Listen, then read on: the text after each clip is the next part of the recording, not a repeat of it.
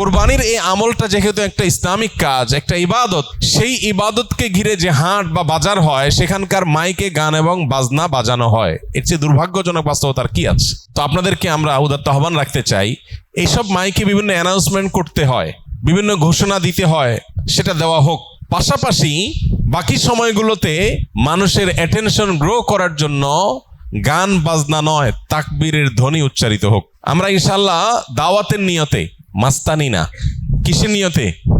দাওয়াতের নিয়তে এরকম হাট বাজারগুলোতে যারা দায়িত্বশীল আছেন তাদেরকে গিয়ে যদি ফাউন্ডেশন একটা লিফলেট দেই, আর একটু হাতে পায়ে ধরে আল্লাহর ভয় দেখাই যে আপনি যে গান বাজাচ্ছেন, এই গান শুনে যত মানুষ গুনাহগার হবে, এই হারাম মিউজিকের কারণে যত মানুষ গুনাহগার হবে, আপনি দায়ী হবেন।